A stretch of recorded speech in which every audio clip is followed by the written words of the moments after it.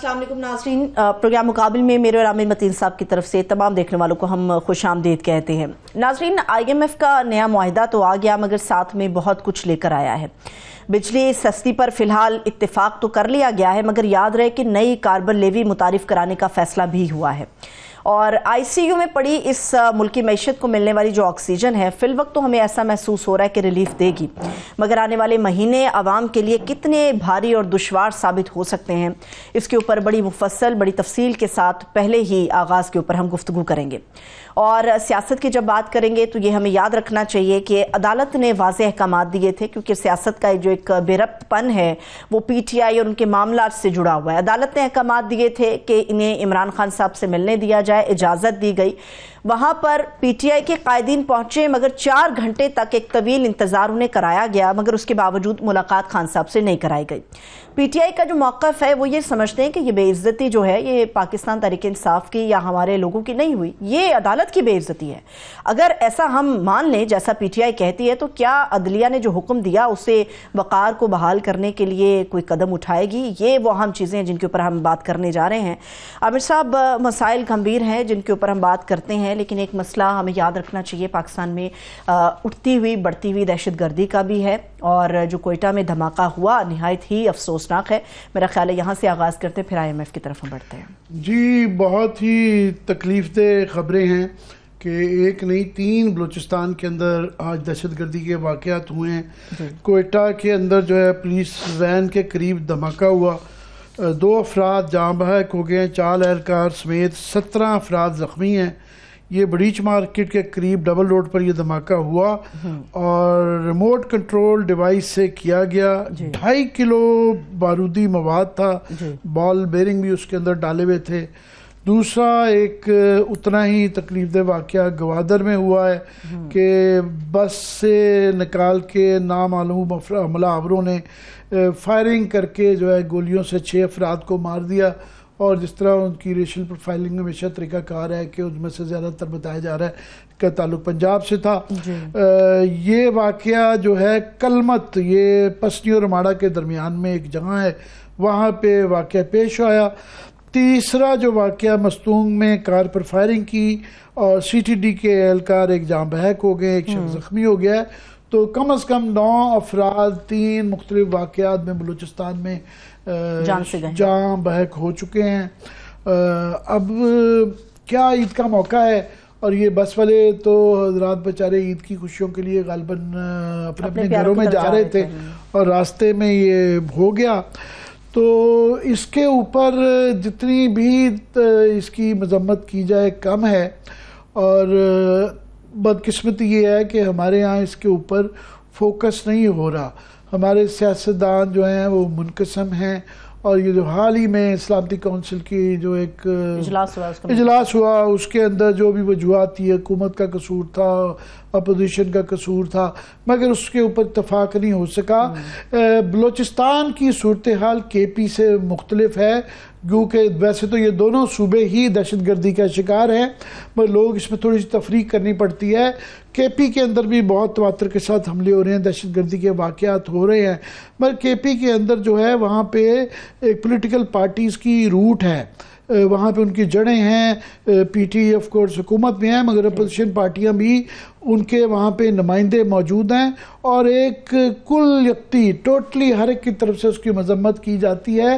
Politician وہاں کا تھوڑا سا اس کے خلاف زیادہ ایکٹیو ہے، جبکہ بلوچستان میں ایک وہاں پہ لیجیٹمیسی کے ایشوز ہیں کہ کافی سارے سیاستدان جو ہے وہ شکایت کرتے ہیں کہ وہ پاور اس سے باہر ہیں، سو وہاں پہ ایک تقسیم نظر آتی ہے، جس کی وجہ سے وہاں بھی تقسیم ہے اور وفاق کے اندر بھی تقسیم ہے، جس کی وجہ سے ہم سارے مل کے اس مسئلے کا حل نہیں نکال پاتے اور روز یہ خبر پڑھ دیتے ہیں، جس کے ڈائریکٹلی اثرات جو ہماری اکانومی پہ ہیں۔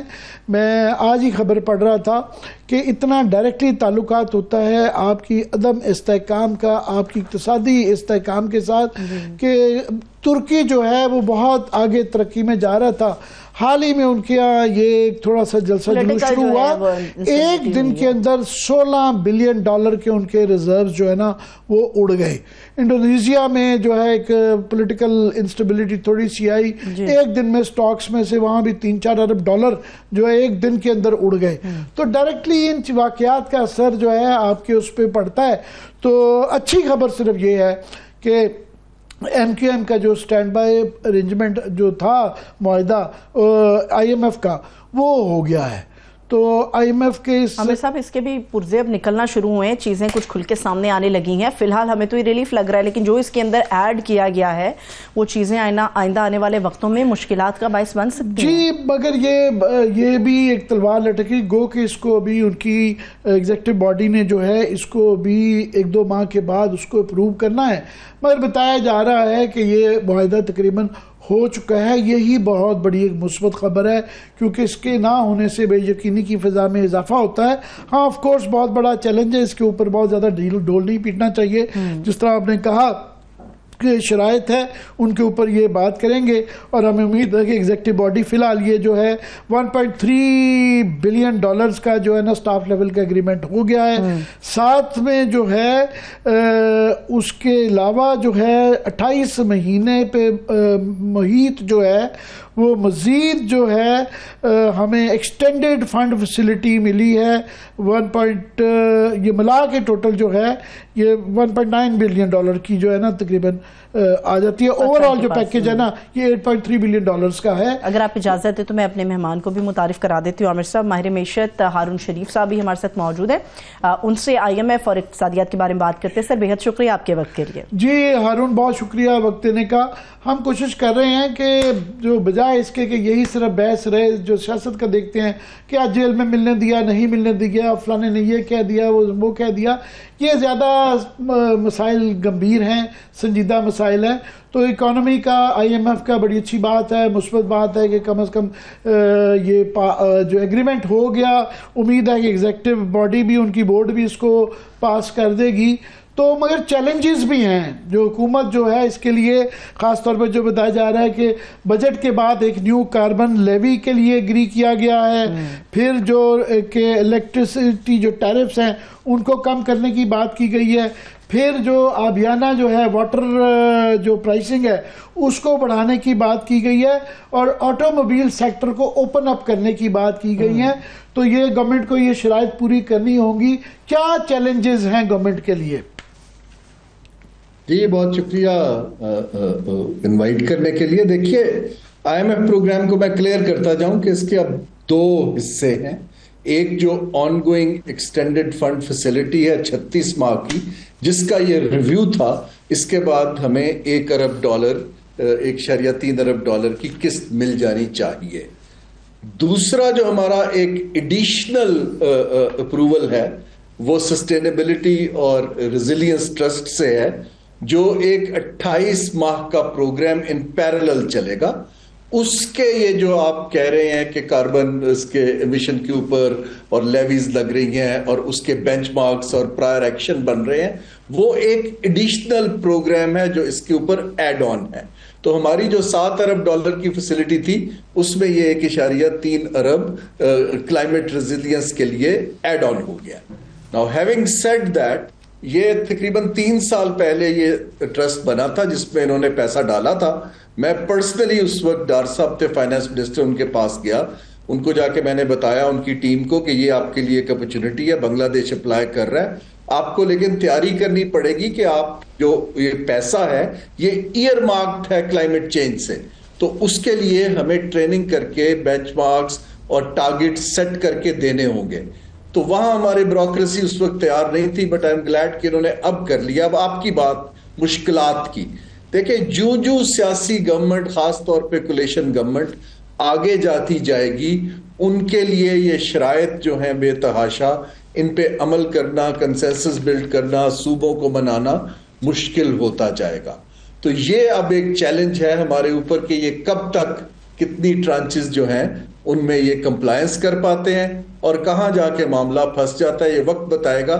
لیکن there is a host of huge number of conditions ہیں جو 4 حصے ہیں. مانیٹری سائڈ بہتر ہے, فسکل سائڈ بہتر نہیں ہے، ٹیکسیشن بڑھانی ہے، ایگریکلچر سیکٹر پہ بڑھانی ہے، ٹریڈرز پہ بڑھانی ہے، ریل اسٹیٹ پہ بڑھانی ہے، اس کے علاوہ کلائمیٹ کی کنڈیشنز ہیں، اس کے علاوہ جو سٹڈی ہوئی ہے کرپشن پہ اس کے اندر ڈیبیٹ شروع ہو گئی ہے، گورننس ہے، ایس او ایز ہے، انرجی سیکٹر ہے، یہ چلتا جائے گا۔ گورنمنٹ کی ٹرانزیکشن کاسٹ ان کو میٹ کرنے کی ہائی ہے اور جونیو الیکشن کی طرف جائیں گے فرسٹریشنز بڑھیں گی۔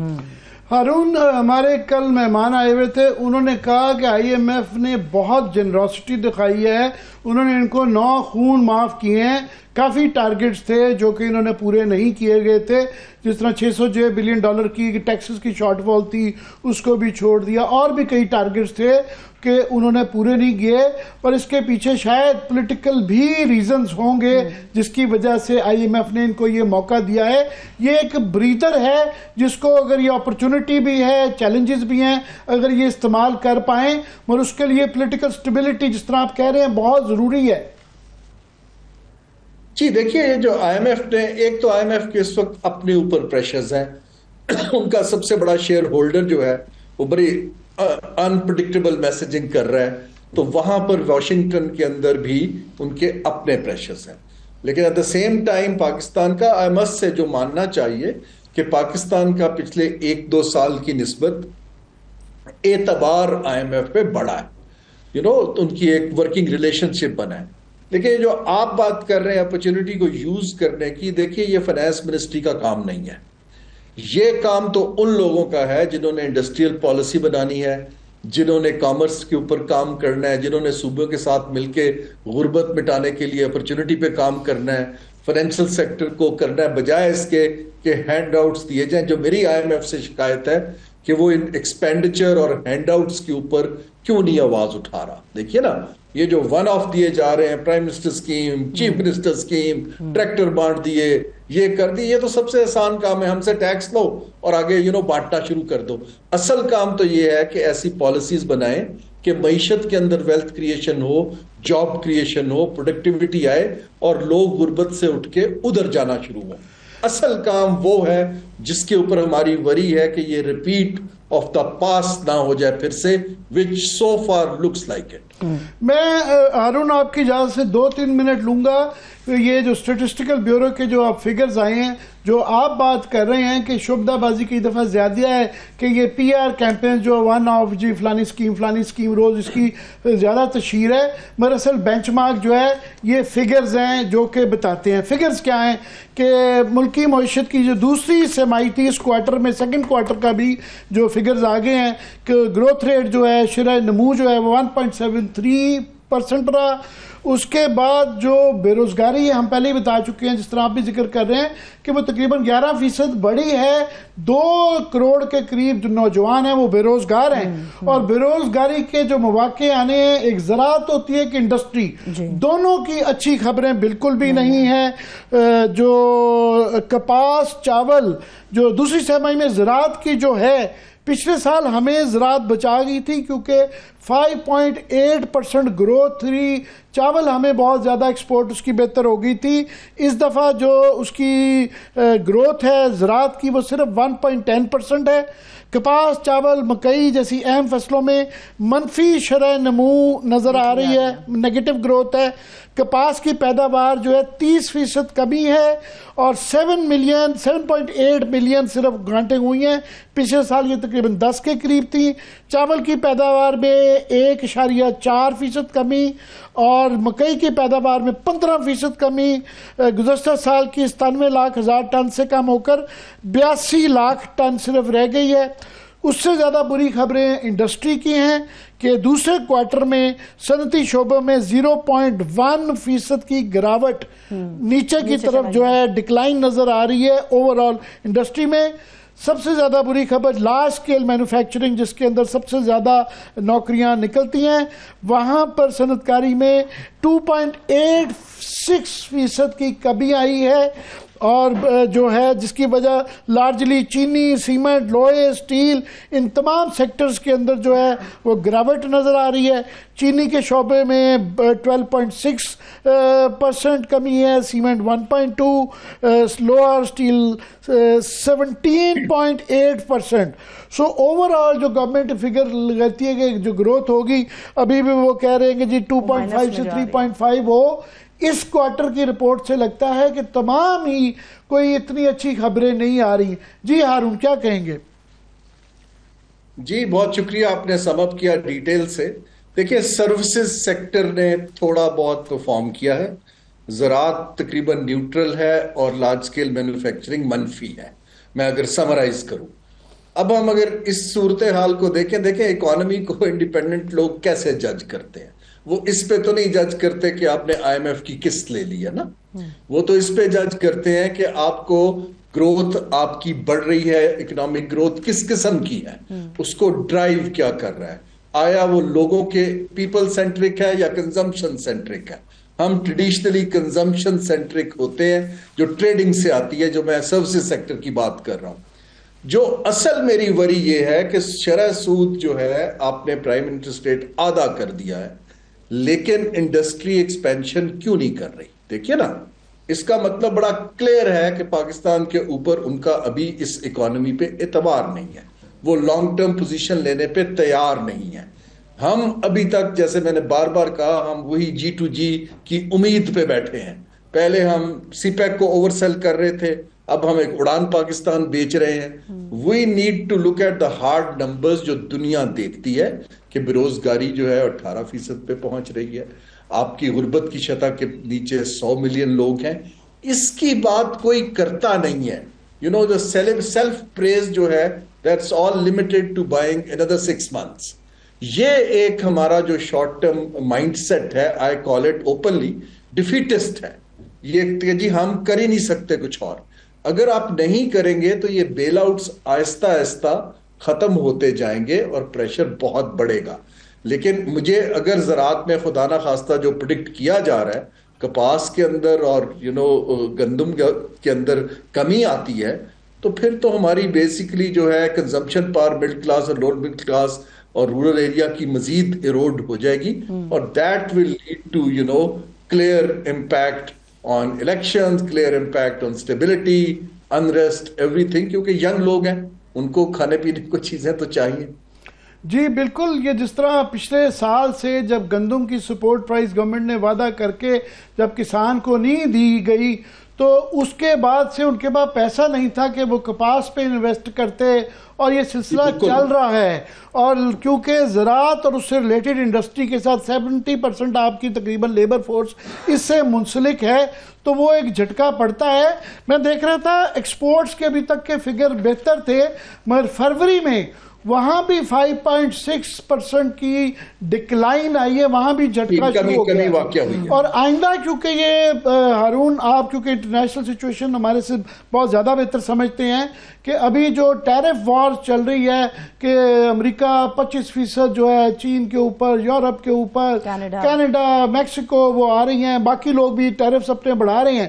تو جب یہ ٹیرف وارز بھی بڑھیں گی اور ہماری پہلے ہی ایکسپورٹ جو ہیں، امریکہ فار ایگزامپل سب سے بڑا ہمارا پارٹنر ہے، $5 بلین کے قریب وہاں جاتے ہیں، تو یہ اس کے تناظر میں دیکھ کے یہ ہمارے لیے ایک الارم بیل ہے۔ جی دیکھیے، اس وقت دنیا کے 4-5 ممالک جن سے میں انگیجڈ ہوں، ہر بندہ ایک جس کو ہم گلوبل ایگزوجنس شاک کہتے ہیں، وہ اس کی ڈی رسک کی پالیسی بنا رہا ہے، اور ہر ملک جو ہے ایک اپرچونٹی ڈھونڈ رہا ہے کہ اگر لوگ چین سے نکلنا چاہتے ہیں تو میں ان کو اٹریکٹ کیوں نہ کر لوں، اور ہم اپنا کیسا ماڈل بنائیں امریکہ کے ساتھ اور EU کے ساتھ کہ چل سکے۔ سم ہاؤ پاکستان ابھی تک ایک اپنے خول کے اندر ہے۔ ہمارا خیال ہے کہ دنیا بدلتی رہے تو ہمیں اس کا امپیکٹ نہیں آئے گا۔ مجھے ابھی کوئی ایسی سیریس ٹیم اس پہ کام کرتی دکھائی نہیں دے رہی کہ پاکستان کے لیے اپرچونٹی کیسے نکالنی ہے اور رسک کو کیسے میٹیگیٹ کرنا ہے۔ ابھی تو ٹرمپ صاحب جو ہیں وہ اس خطے کی طرف انہوں نے کھل کے بات نہیں کی ہے، اگر کل کو وہ آتے ہیں تو ہمارے لیے اگر ہمارے سینیریوز نہیں بنے ہوئے تو مشکلات کا سامنا کرنا پڑے گا. جیسے انہوں نے ہندوستان کو اوپنلی کہا ہے کہ جی آپ روس سے اسلحہ خریدنا بند کریں, آپ ہم سے اسلحہ خریدیے اور اپنی ٹیرفز کو گھٹائیے. مودی صاحب کو پرائم منسٹر مودی کو ساتھ بٹھا کے ان کے منہ پہ کہا کہ جناب آپ ہمارے ساتھ ٹیرف کی پہلے جو کنسیشن مل رہی تھی وہ ختم, جتنا آپ لگائیں گے اتنا ہی ہم لگائیں گے. جی جاری رکھیے. تو یہ ٹرمپ صاحب جو ہیں ڈپلومیسی اور جیو پالیٹکس کو کمرشل ڈیل سے مکس نہیں کر رہے ہیں. وہ کمرشل ڈیل کے اوپر تلے ہوئے ہیں کہ میں نے وہ کرنی ہے اور اپنی ٹرمز پہ. ہمیں اس کے لیے بڑی سیریس تیاری کرنی ہے کہ اگر ایسا موقع آ جاتا ہے کہ وہ کہتے ہیں کہ آپ یہ 5 چیزیں مجھے دیجئے, مجھے مائننگ کے 2 سال کے ٹھیکے دیجئے اور آپ یہ ٹیرفز کو یہاں سے کم کیجئے, اگر چینی کمپنی یہاں ری لوکیٹ ہوتی ہے تو میں اس کے اوپر بھی ٹیرف لگاؤں گا, تو پھر ہم کیا کریں گے اس کے لیے ہم تیاری بالکل نہیں کر رہے ہیں. ایک طریقہ تو ہے کہ ظاہر ہے آپ بے روزگاری کم کرتے ہیں, گروتھ کی طرف کرتے ہیں, اپنی انڈسٹری اور زراعت کے اندر انویسٹ کرتے ہیں. دوسرا ایک طریقہ ہوتا ہے کہ جب آپ نے اپنا گھر درست کرنا ہو تو آپ اپنے خرچے کم کرتے ہیں. یہ خرچے پچھلی دفعہ بھی 21% جو ہے وہ ایکسپینڈیچر بڑھ گیا, اور آئی ایم ایف نے جس طرح میں نے کہا نا کہ وہ کئی خون معاف کر دیے, ایک وہ خون بھی ان کو معاف کر دیا گیا. مزید یہ ہے کہ یہ کل کی خبر یہ کہ وفاقی کابینہ نے ارکان کی تنخواہوں میں 188% اضافہ منظور کر لیا ہے, اور جو ہے اس کے سے پہلے ہمارے پارلیمنٹیرینز وزراء روز یہ خبر آتی ہے. کوئی ان کو یہ احساس نہیں ہو رہا ہے کہ کس کی ظاہر اکنامک وہ ہے, دوسرا اس کا ایک سمبولزم بھی ہوتا ہے کہ آپ عوام کو یا دنیا کو کیا میسج دے رہے ہیں کہ لوگوں سے بھیک مانگ رہے ہیں اور اس پہ ڈھول بھی پیٹ رہے ہیں جب وہ بھیک مل جاتی ہے, اپنے گھر میں یہ ان کو کوئی احساس نہیں ہے. جی یہ بڑا کلیئر ہے کہ ہماری جو رولنگ ایلیٹ ہے اس کا نیکسس جو ہے وہ عام آدمی کی مشکلات کے ساتھ بالکل لنک نہیں ہے. یہ بے حسی کی بات ہے جو آپ نے بالکل بتائی ہے کہ ایک طرف اتنے سیریس لوگ جو ہیں اپنی کنزمپشن ایروڈ ہوئی ہے, ایسٹس بیچ کے گزارا کر رہے ہیں, آپ اپنے پرکس کو 200% بڑھا رہے ہیں. پہلے کیبنٹ کا سائز ڈبل کیا ہے, ہم سارے ایکسپیکٹ کر رہے تھے کہ کیبنٹ کا سائز کم ہوگا اور حکومت کے ڈپارٹمنٹ کم ہوں گے, وہ انہوں نے اس کو ڈبل کر دیا, اور ڈبل کرنے کے بعد اس کے پرکس بھی ڈبل کر دیے. یہ پیغام دیکھیے, قوم آپ کے پیچھے تب کھڑی ہوگی جب ایلیٹ, یہ دیکھیں ریفارم وہ ہوتی ہے جس میں آپ سیکریفائس کرتے ہیں. میں نے آج چھوٹا سا ٹویٹ کیا کہ بڑا کام نہیں کر سکتے تو کم از کم پیٹرول گاڑیوں کا خرچہ ہی بند کر کے دکھا دیں. لیکن اس وقت ایک بالکل اپنی دنیا میں چل رہی ہے ہماری رولنگ ایلیٹ کہ ان کا لوگوں سے نیکسس نہیں ہے, اور یہ میسج بہت غلط ہے. مجھے آئی ایم ایف کے اوپر ایکچولی بڑی سیریس کنسرن ہے کہ آئی ایم ایف جو ہے ٹیکس بڑھانے پہ تو زور دے رہا ہے. آئی ایم ایف ان کے یہ فضول خرچیوں پہ کیوں نہیں بات کرتا؟ دیکھیے نا, آپ نے تو ڈیفیسٹ کم کرنا ہے, اگر ٹیکس کی پائی بڑھاتے ہیں تو نیچے سے خرچہ بھی تو کم کروائے. یہ آئی ایم ایف کیوں نہیں کرتا, یہ میں سمجھنے سے قاصر ہوں. میں نے ان سے بات بھی کی ہے, لیکن ابھی تک انہوں نے اس پہ کوئی ایسی پرائر ایکشن یا کنڈیشن نہیں لگائی کہ ان کو پتا ہے کہ ہم لوگ خود نہیں کریں گے. ہاں, وہ جو دیتے تھے ایم این ایز کے پیسے اور unnecessary protection, وہاں آئی ایم ایف نے ان کو روکا ہوا ہے, ورنہ تو وہ ادھر بھی ایکسپینسری آپ سائٹ پہ چلے جاتے تھوڑے سے $4 اگر ریزروز میں آ جائیں. لیکن یہ ایک افسوسناک امر ہے. میں نے بہت ممالک دیکھے انکلوڈنگ یو کے ان ریسیشن, سب سے پہلا کام وہ یہ کرتے تھے کہ فرسٹ کلاس ٹریول بند کرتے تھے, گاڑیاں خرچے سب بند کر دیتے ہیں. عوام کو میسج جاتا ہے کہ اوپر سے بیلٹ ٹائٹننگ ہو رہی, پھر عوام بھی کھڑے ہوتے ہیں اگر ان کو آپ ٹیکس لگائیں. لیکن اگر آپ ٹیکس لگا کے ایکسٹریکٹ کرتے رہیں تو یہ تو نیو کلونیل ایکسٹریکشن کا ماڈل ہے.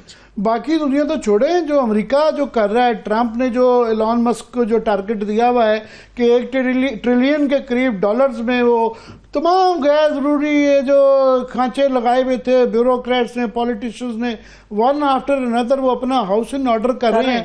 دنیا کا امیر ترین ملک اگر یہ کر رہا ہے تو ہم غریب ترین ملک والوں کو کچھ تھوڑی سی شرم آنی چاہیے کہ یہ ان چیزوں پہ کیوں نظر نہیں ڈالتے ہیں. اور آپ صحیح کہہ رہے ہیں, اس کی ایک سمبولک ویلیو ہے, اور کہ اپنی ہی کم از کم گاڑیاں، اور خاص طور پہ اس وقت کہ جب آپ 10 روپے دنیا بھر میں پٹرول کی قیمت کم ہو گئی ہے اور آپ 10 روپے لیوی جو ہے وہ مزید برقرار رکھے ہوئے ہیں، مزید بڑھا رہے ہیں، مطلب تاکہ اس کی پرائسز نیچے نہیں آ رہی.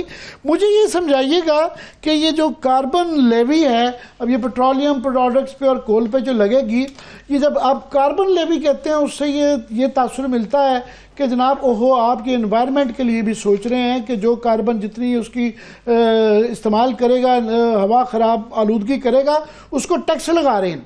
ایک طرف چلو جی مان لیتے ہیں عوام ضرور پیسے گی، مگر لگ گیا ٹیکس، بجٹ میں غالباً لگائیں گے یہ. دوسری طرف آپ جب سولر کا وہ آتا ہے اپنی پالیسی دیکھ کے تاکہ لوگ یہ جو آلٹرنیٹ انرجی کی طرف خود پیسے لگا کے وہ جا رہے ہیں، ان کی وہاں سے وعدے کیے ہوئے ٹانگ کھینچ لیتے ہیں، تو یہ ان کا کوئی اس کے اندر کوئی سینس سمجھ آتی ہے آپ کو؟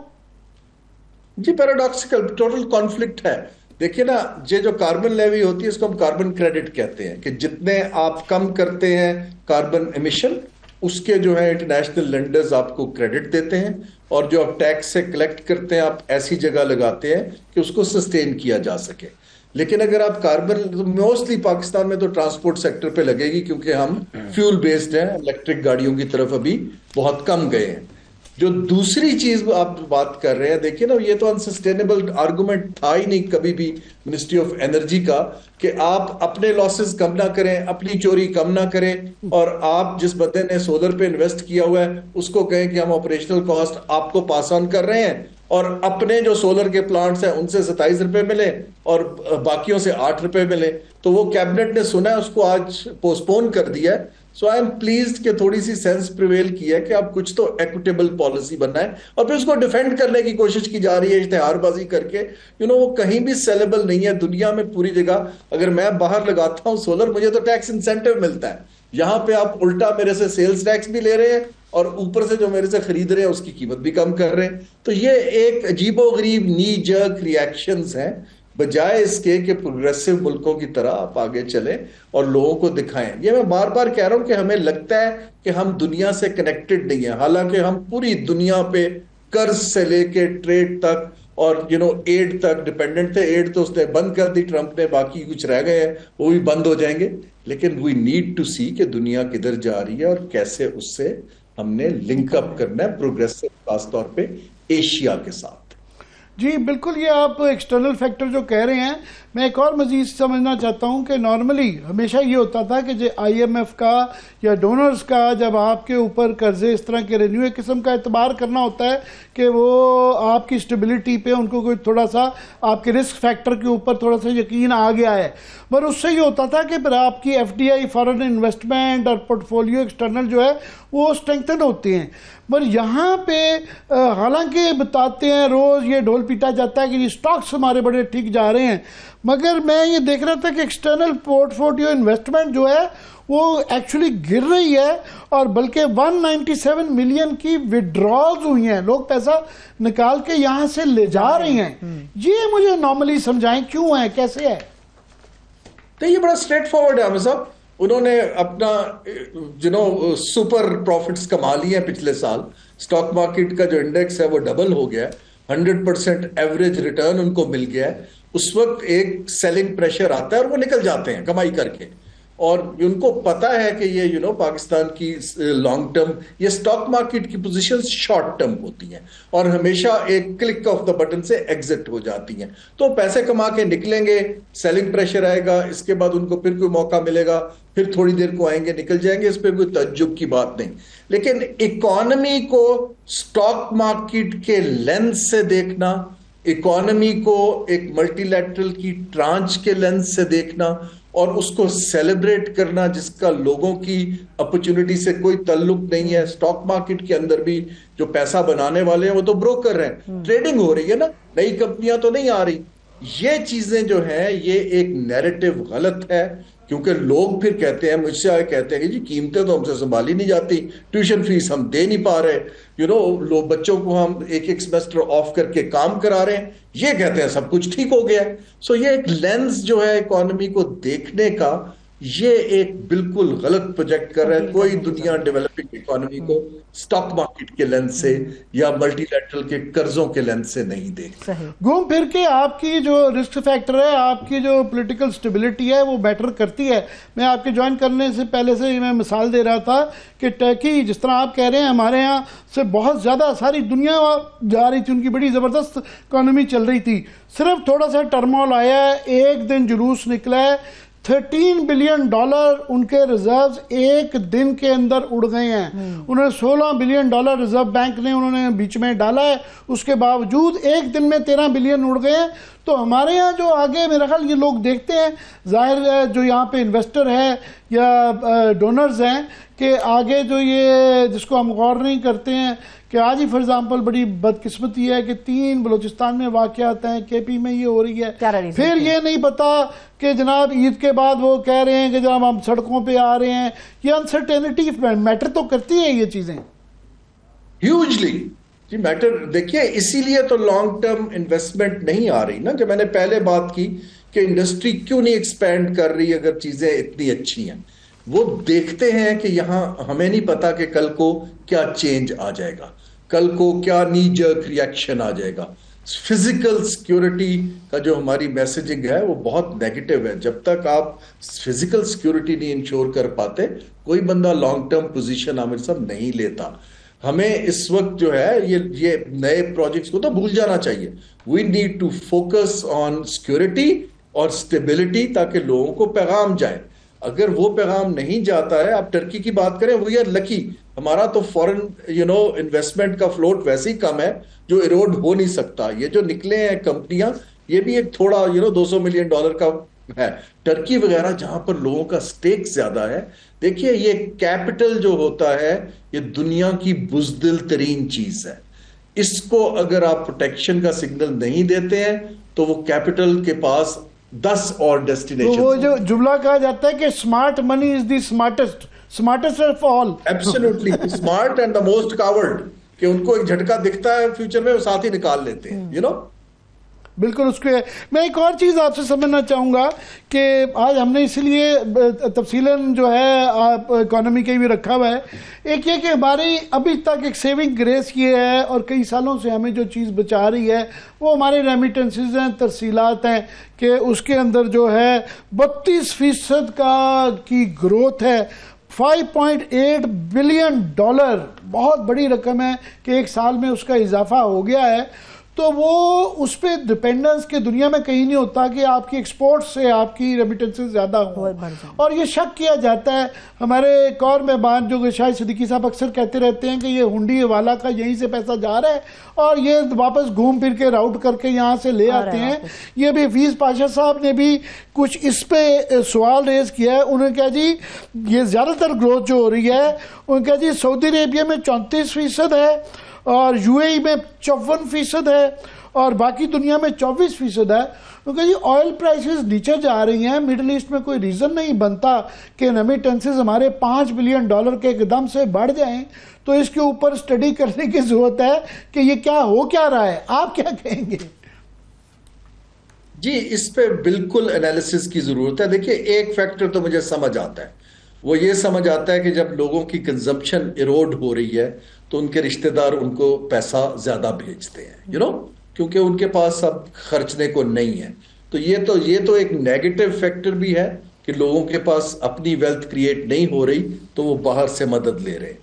لیکن جب یورپ کے اندر ریسیشن ہے اور سعودی عربیہ کے اندر تیل کی قیمتیں کم ہو رہی ہیں, یو اے ای کے اندر لوگوں کے اوپر انسرٹنٹی بڑھ رہی ہے, تو وہ پیسے کہاں سے لائیں گے؟ آئی تھنک اس وقت جو ہے اسکیل بڑا زیادہ ہے کہ جو یو اے ای کے اندر خاص طور پہ مڈل ایسٹ میں جو لوگ ہیں وہ اپنے سارے ہی تنخواہ ادھر بھیج دیتے ہیں, تو ان کے پاس 54% انکریز ان یو اے ای کو وہ بڑا فنومینن ذرا مشکل ہے سمجھنے کے لیے. جی اس کے اوپر ریسرچ کی ضرورت ہے کیونکہ میں نے نمبرز دیکھے نہیں, لیکن ہمیں یہ سمجھنے کی ضرورت ہے کہ یہ جو کام ہو رہا ہے آیا یہ سسٹین کرے گا یا نہیں کرے گا. At the end of the day آپ کے جو ہاتھ میں چیز ہے وہ تو ایکسپورٹ پروموشن اور ایف ڈی آئی ہے لانگ ٹرم. یہ چیزیں جو ہیں اللہ کرے چلتی رہے, لیکن اب سارے ممالک جو ہیں وہ دعاؤں پہ تو نہیں چلتے, لیکن میرے حساب سے یہ فیکٹر جو ہے زیادہ تر کیونکہ جو ہماری لوور مڈل کلاس اور غربت کی کلاس ہے ان کو پیسے کی ضرورت ہے، تو غالباً وہ زیادہ پارے لوور مڈل کلاس کی اور مڈل کلاس کی خاص طور پہ تفصیلاً جو ابھی یہ جو ٹیکس کے فگرز آ رہے ہیں، یہ میں شہباز رانا کی خبر دیکھ رہا تھا کہ اس سے خود اس کی اپنی تقریب میں بھی اضافہ ہو جاتا ہے کہ سب 331 بلین ڈالر جو انکم ٹیکس میں سیلریڈ کلاس نے دیا ہے وہ 1350% زیادہ ہے ریٹیلر سے. گھوم پھر کے وہ پھر سیلریڈ پرائیویٹ سیکٹر کے اندر کلاس پکتی ہے، اور انہوں نے پچھلے سال کے مقابلے میں 56% زیادہ دیا ہے. گھوم پھر کے یہی غریب بیچارے بستے ہیں. جی لیکن آپ سٹیٹمنٹ دیکھیں ہماری ایلیٹ کی، رولرز کی، کہ جی ہم بہت خوش ہیں کہ عوام نے سیکریفائس کیا اور ہم نے IMF کی شرائط مان لی. سوال یہ ہے کہ خواص نے سیکریفائس کیوں نہیں کیا؟ دیکھیے نا، جو خواص ہے وہ تو اپنی کمفرٹ زون کے اندر موج کر رہے ہیں، لیکن عوام کا شکریہ ادا کر رہے ہیں کہ آپ کے اوپر بوجھ پڑتا جا رہا ہے اور آپ بڑی اچھی قربانی دے رہے ہیں. I think that's not fair. Ball آگے جا کے جب یہ عوام کے پاس بھی جائیں گے، دیکھیں گے کہ ریٹیلر سے کیسے نکلواتے ہیں، آبیانہ جو ہے کیسے لیتے ہیں، اور یہ اگلی ٹرانچ کے لیے مشکلات یہ دکھ رہی ہیں. جی بہت بہت شکریہ، دعا کرتے ہیں کہ معاملات بہتری کی طرف جائیں. بہت شکریہ، تھینک سو مچ ہارون شریف صاحب ہمارے ساتھ موجود تھے. Thank you so much, thank you. ابھی ایک بریک لے لیتے ہیں، بریک سے واپس آ کے کچھ گفتگو یہیں سے آگے بڑھے گی اور پاکستان کی پالیٹکس، خاص طور پہ پاکستان تحریک انصاف کی پالیٹکس کے اوپر بات کریں گے، کیونکہ عید میں چند روز باقی رہ گئے ہیں. نہ جانے عید کے بعد ان کا کیا پلان ہے، اس کے اوپر بات ہوگی. ہمارے ساتھ رہیے.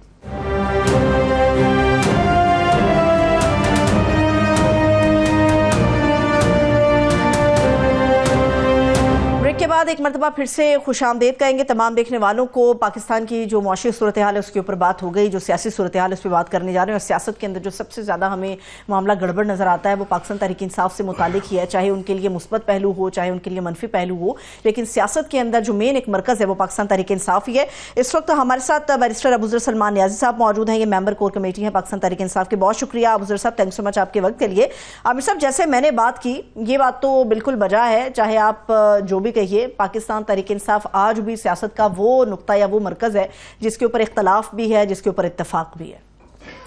مجھے اختلاف زیادہ نظر آتا ہے، اتفاق کم نظر آتا ہے. ہم کوشش کر رہے ہیں کہ ہم نے سیکورٹی کی بات کر لی، ہم نے اکانومی کی بات کر لی، مگر زیادہ تر جو آج شو تھے، ٹاک شوز تھے، وہ پیپلز PTI کے اندرونی اختلافات میں فلانے نے فلانے کو گالی دے دی، فلانے نے فلانے کے متعلق یہ کہہ دیا، وہ کہہ دیا، اور آپ یو کانٹ بلیم دیم، ان کا قصوروار نہیں ٹھہرا سکتے کہ یہ روز اس طرح کا کارخانے سے یہ خبریں پیش کر دیتے ہیں. مگر ابوذر، پہلے تو جو ہے آج پھر پتہ چلا ہے کہ آپ جو ہے ادھر جیل گئے تھے، 2-4 گھنٹے انتظار کرتے رہے، ملاقات نہیں ہو سکی. دیکھیں، اس کو اگر آپ نے دیکھنا ہے، آپ نے سب سے پہلے تو بات کرنی ہے. دیکھیں، جب تک آپ کی اعلیٰ جو عدلیہ تھی 26ویں آئینی ترمیم آنے سے پہلے، کمپیریٹیولی اس کا میجر پارٹ جو تھا وہ انڈیپینڈنٹ تھا ایگزیکٹو سے، اور وہ انڈیپینڈنٹلی کام کرتا تھا. آپ کہہ سکتے تھے وہ ایک فری جوڈیشری ہے. وہ آپ کے باقی جو آپ کے ریاست کے ستون ہے، لیجسلیچر اور ایگزیکٹو، اس سے انڈیپینڈنٹلی کام کرتی ہے، جس طرح ایک ڈیموکریسی میں یا ایک ریپبلک میں ہوتا ہے. لیکن افسوس کے ساتھ کہنا پڑتا ہے، پہلے تو انٹرفیئرنس ہوتی تھی، انفارمل کے ججز کو دھمکایا جاتا تھا، یا ان کی فیملیز کو بلیک میل کیا جاتا تھا، یا کسی کو کوئی بھی طریقہ کار ہوتا تھا، انفارمل انٹرفیئرنس ہوتی تھی. لیکن اب کیونکہ 26ویں آئینی ترمیم پاس ہو گئی ہے، جیسے یہ آرڈر ہوا کہ آپ سیاسی لوگوں کی ملاقات کروائیں، اور یہ ایک جج نے آرڈر نہیں کیا کہ ہائی کورٹ کے 3 جج انکلوڈنگ چیف جسٹس اسلام آباد ہائی کورٹ نے آرڈر کیا کہ ان سیاسی لوگوں کی ملاقات کرائیں، جو لسٹ پرووائڈ کی گئی. لیکن پھر وہی بات ہوئی، 3 گھنٹے انتظار کروایا، اور سپرڈنٹ اور اس کے علاوہ وہ شخص یا وہ ادارے کے لوگ جو وہاں ڈیالہ جیل میں بیٹھے ہیں، وہ اپنے آپ کو ہائی کورٹ کے جج سے اوپر سمجھتے ہیں، اور بالکل ٹھیک سمجھتے ہیں، کیونکہ 26ویں آئینی ترمیم نے بیڑا غرق کر کے رکھ دیا ہے آپ کی عدلیہ کا. اس کو بالکل انشورنس ٹریبیونل کے ججز بنا دیا یا میجسٹریٹ بنا دیا. بڑا لمحہ فکری ہے ہمارے لیے. دیکھیے، عدالت کا کام ہے، عدالت نے حکم دیا، اس کے اوپر عمل درآمد کرانا، وہ کیوں نہیں ہوا یہ تو عدالت دیکھے گی، ڈیفینیٹلی دیکھے گی. لیکن آپ لوگوں کی تو اپنے اندر بھی یکجہتی نہیں ہے نا. آپ سلمان اکرم راجہ صاحب کو اپوائنٹ کیا گیا کہ خان صاحب کے کوارڈینیٹر ہیں وہ نام دیں گے. اب وہ ایک ملاقات کرنے کے لیے جاتے ہیں, بابر اعوان صاحب کا نام اندر شامل نہیں ہے, باقی بندے ادھر ادھر ہوتے رہتے ہیں, بابر اعوان صاحب اندر پہنچ جاتے ہیں, پھر آج نام دیتے ہیں, آج ملاقات نہیں ہونے دی جاتی. تو آپ لوگوں کا تو آپس میں بھی اختلاف ہے کہ خان صاحب سے ملاقات کس نے کرنی ہے, نوک جھونک بہت زیادہ نہیں ہونے لگ گئی پاکستان تحریک انصاف میں؟ دیکھیں دو چیزیں ہیں. پہلی جو آپ بات کر رہی ہیں وہ میٹنگ تھی جو وکیلوں کی تھی, اس میں کچھ نام دیے تھے, لیکن آپ یہ ضرور یاد رکھیں کہ اڈیالہ میں ہم جب بھی 8 یا 9 نام بھی دیتے تھے, اس میں سے بھی اڈیالہ کے اندر جو اتھارٹیز ہیں اور جو سپرنٹینڈنٹ ہے, سپرنٹینڈنٹ تو بیچارہ کچھ نہیں کرتا, آپ کو پتہ ہے کون ہے, وہ بھی پک اینڈ چوز کر کے مجھے بڑی دفعہ باہر بٹھایا گیا, کورٹ آرڈر کے باوجود اندر نہیں جانے دیا گیا. تو وہ چیری پکنگ ہوتی ہے, مرضی سے ہوتا ہے. لیکن آج جو ملاقات تھی اس کا ہمارا اندرونی اختلافات سے کوئی تعلق نہیں تھا. وہ ایک سمپل کورٹ کا آرڈر تھا کہ سلمان راجہ صاحب لسٹ دیں گے سیاسی لوگوں کی جنہوں نے ملنا ہے جا کے, وہ لسٹ پرووائڈ کر دی گئی. اب یہ اسلام آباد ہائی کورٹ کی ایگزسٹنس اور ریلیونس پہ بہت بڑا سوال ہے, چیف جسٹس صاحب پہ بہت بڑا سوال ہے کہ آپ اپنا آرڈر امپلیمنٹ نہیں کرا سکتے. توہین عدالت صاف صاف آپ کو نظر آ رہی ہے, اور اگر یہ نہیں کاروائی ہوتی اور سپرنٹینڈنٹ کو اکاؤنٹیبل نہیں کیا جاتا تو اسلام آباد ہائی کورٹ کی جو وقت ختم تقریباً ہو چکی ہے اس کی ایگزسٹنس ہی بالکل مٹ جائے گی. آپ سمجھے وہ ایگزسٹ ہی نہیں کرتا. ایک میجسٹریٹ کی عدالت بن گئی ہے, مذاق بنا لیا اس ملک کی جوڈیشری کا. اور سب سے جو اس میں افسوس والی بات یہ ہے, نہ چیف جسٹس آف پاکستان کو فکر ہے اپنی جوڈیشری کی, نہ اس ملک کے جو اعلیٰ عدلیہ کے ججز ہیں ان کو فکر ہے. آپ اب سامنے خود ہی دیکھ لیں, آپ اس پہ میں کیا بات کروں. ایز اسٹوڈنٹ آف لا مجھے افسوس ہوتا ہے, مجھے شرم آتی ہے کہ میں اس انسٹیٹیوشن کے آگے پیش ہوتا تھا جس کے آرڈر سنتے ہی ایگزیکٹو کی ٹانگیں کام. یہ پورا کانسٹیٹیوشنل امبیلنس ہے ملک کی اسٹیٹ کا, جو سوشل کانٹریکٹ ہے ہمارا آپس میں, پاکستان کے شہریوں کا, کانسٹیٹیوشن آف پاکستان, وہ ٹوٹ رہا ہے لیکن کسی کو نظر نہیں آ رہا. یہ رول آف لا کے لیے بہت بڑا سوال ہے. یہ صورتحال تو اب یہ ہے کہ یہ اب خبر بھی نہیں رہ گئی. ہم بھی پہلے بہت زیادہ, آپ نے غور کیا ہوگا کہ فار ایگزامپل ہفتے میں جو ہے 4 دن ہمارے پاس ثاقب بشیر صاحب وہ پائے جاتے تھے. اب جو ہے وہ وکیلوں کو اور کورٹ رپورٹروں کو اب تو ان کی باری آئی ہوئی ہے, وہ بیچارے اٹھائے جا رہے ہیں, ان کی سنوائی نہیں ہو پا رہی. عامر صاحب دیکھیں, آپ کو پتہ ہے میں نے پاکستان کی جوڈیشل ہسٹری میں کافی زیادہ پڑھا ہے. یہ جو ہیبیس کارپس کی پٹیشن ہوتی تھی, کوئی شخص اغوا ہو جائے اس کو ریکور کرنا ہوتا تھا, اس پٹیشن کے لیے ججز رات کو بھی عدالت کھول لیتے تھے.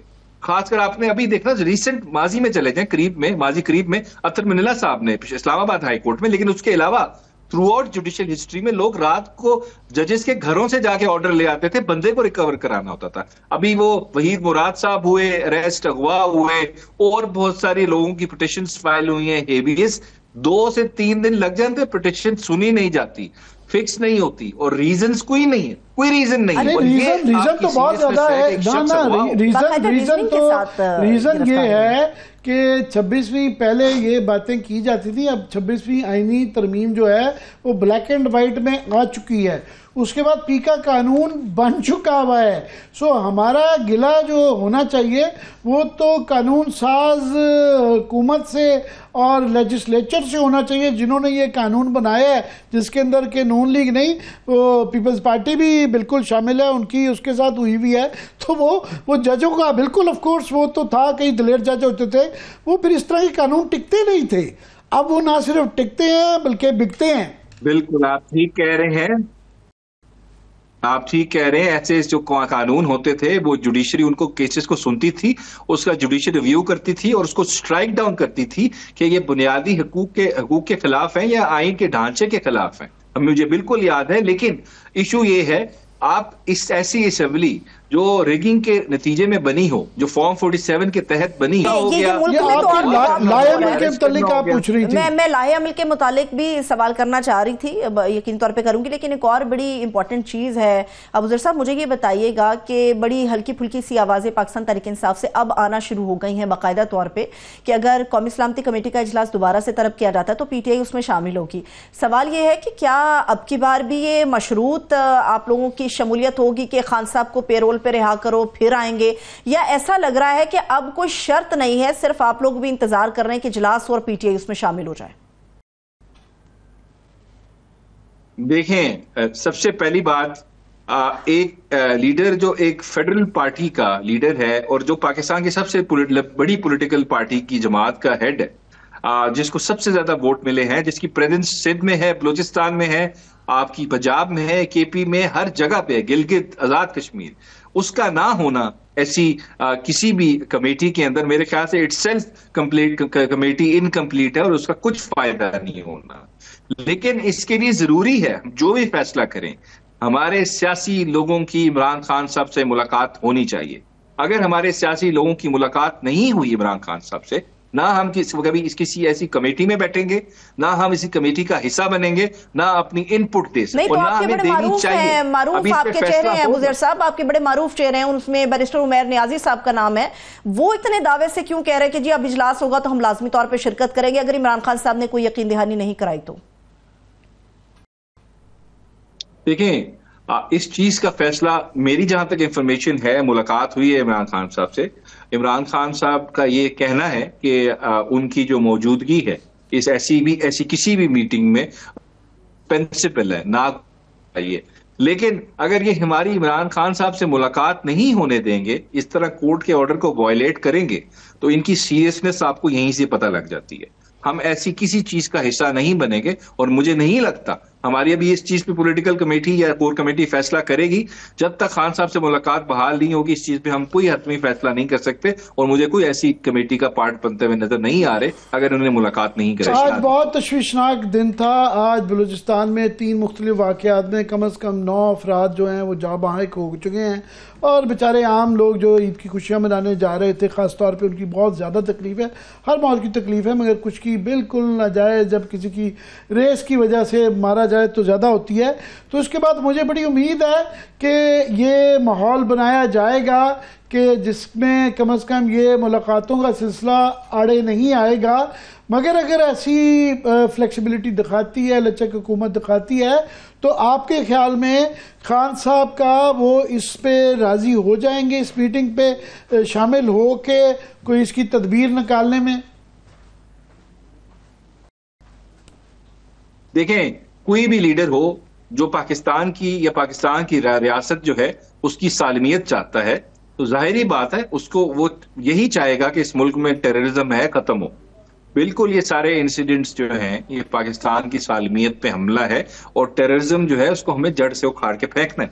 लेकिन हुकूमत जो है, अगर उन्होंने वाकई चाहती है कि पीटीआई की इसमें इफेक्टिव प्रेजेंटेशन हो, रिप्रेजेंटेशन हो, तो खान साहब को एक देनी पड़ेगी। जाते अबूजर साहब, एक आखिरी सवाल, एक आखिरी जुमले में जवाब दीजिएगा। आप लोगों का लाहे अमल क्या है? अवाम की तरह आप भी ईद के बाद लंबी छुट्टी पर जाएंगे या फिर सड़क गर्म करने के बयान पर अभी भी कायम है? बिल्कुल मुख्तसर। देखिए, हम तो पिछले 2 साल से कोई लंबी छुट्टी पे नहीं गए।